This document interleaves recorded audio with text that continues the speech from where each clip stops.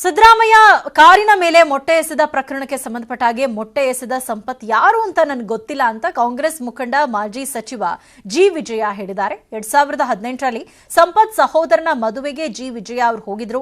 ಸಂಪತ್ ಸಹೋದರ ಶರವಣ ಮದುವೆಯಲ್ಲಿ ಜಿ ವಿಜಯ ಅವರು ಭಾಗವಹಿಸಿದ್ರು. ಈಗ ಸಂಪತ್ ಯಾರು ಅಂತಲೇ ನನಗೆ ಗೊತ್ತಿಲ್ಲ ಅಂತ ಜಿ ವಿಜಯ ಅವರು ಹೇಳ್ತಾ ಇದ್ದಾರೆ.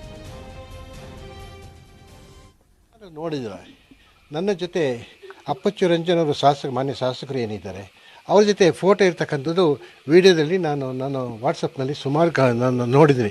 ನನ್ನ ಜೊತೆ ಇರ್ತಕ್ಕಂಥ ಒಂದು ಫೋಟೋನ ಅವರು ತೋರಿಸ್ಲಿ.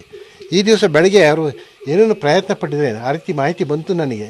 ಯಾರೋ ನನ್ನ ಸ್ನೇಹಿತರು ಫೋನ್ ಮಾಡಿದರು, ಏನೋ ಕಿತಾಪತಿ ಮಾಡ್ತಾಯಿದ್ದಾರೆ ಸರ್ ಹಾಗೆ ಅಂತ ಹೇಳ್ತಕ್ಕಂಥ ಮಾತನ್ನು ನನಗೆ ಹೇಳಿದರು.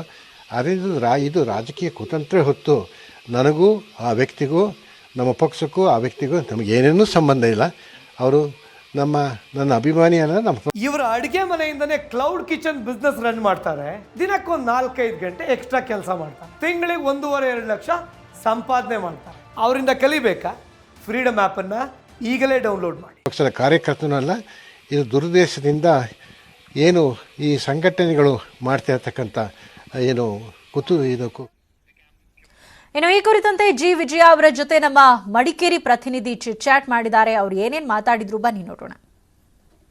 ಕೊಡಗಿನಲ್ಲಿ ಮಳೆ ಹಾನಿ ಪ್ರದೇಶಗಳನ್ನು ವೀಕ್ಷಣೆ ಮಾಡಲಿಕ್ಕೋಸ್ಕರ ವಿಪಕ್ಷ ನಾಯಕರಾದಂತಹ ಸಿದ್ದರಾಮಯ್ಯನವರು ಕೊಡಗಿಗೆ ಆಗಮಿಸಿದರು. ಅವತ್ತು ಕೊಡಗಿನ ಹಲವಾರು ಕಡೆ ಸಿದ್ದರಾಮಯ್ಯನವರ ಕಾರಿನ ಮೇಲೆ ಮೊಟ್ಟೆಯಿಂದ ಹೊಡೆಯಲಾಯಿತು. ಸೊ ಆ ನಂತರ ಸಾಕಷ್ಟು ಬೆಳವಣಿಗೆ ಕೂಡ ಆಗಿದೆ. ಸೊ ಅದರಲ್ಲಿ ಪ್ರಮುಖವಾಗಿ ಗುಡ್ಡೆಹೊಸೂರಿನಲ್ಲಿ ಮೊಟ್ಟೆಯನ್ನು ಎಸೆದಂತಹ ಆರೋಪಿ ಸಂಪತ್ ಏರಿದ್ದಾರೆ.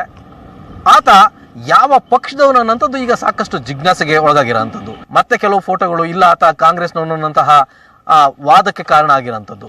ಮಾಜಿ ಸಚಿವರಾದಂತಹ ಹಾಗೂ ಕಾಂಗ್ರೆಸ್ ಮುಖಂಡರಂತಹ ಜಿ ವಿಜಯ್ ಅವರು ಕೂಡ ನಮ್ಮೊಟ್ಟಿಗಿದ್ದಾರೆ. ಅವ್ರನ್ನೇ ಮಾತಾಡ್ಸೋಣ.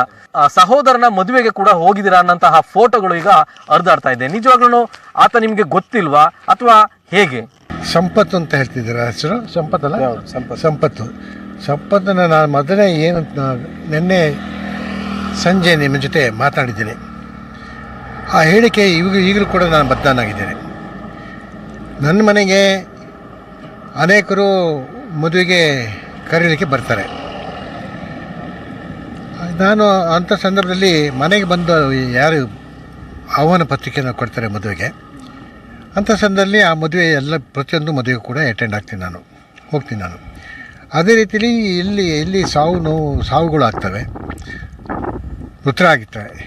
ಅಂಥ ಸಂದರ್ಭದಲ್ಲಿ ಅಲ್ಲಿಗೂ ಕೂಡ ನಾನು ಹೋಗತಕ್ಕಂಥ ಒಂದು ಪರಿಪಾಠವನ್ನು ನನ್ನ ಜೀವನದಲ್ಲಿ ಅಳವಡಿಸ್ಕೊಂಡಿದ್ದೇನೆ.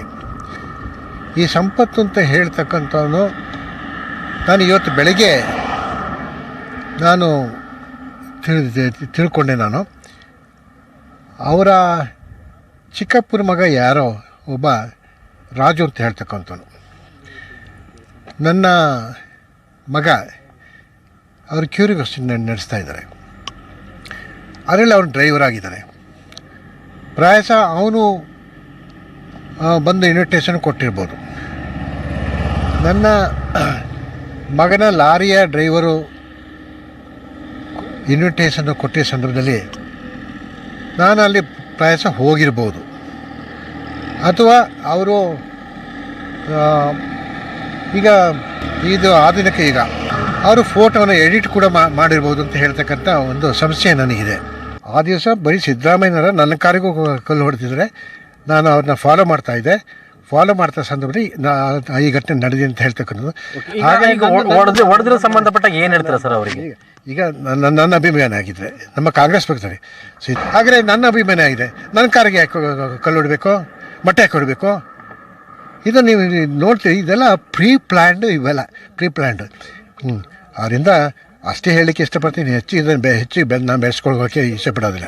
ಇದು ಮಾಜಿ ಸಚಿವರಾದಂತಹ ಜಿ ವಿಜಯ್ ಅವರು ಹೇಳುವಂತಹ ಮಾತು. ರವಿ ಎಸ್ ಹಳ್ಳಿ, ನ್ಯೂಸ್ 18 ಕನ್ನಡ, ಕೊಡಗು.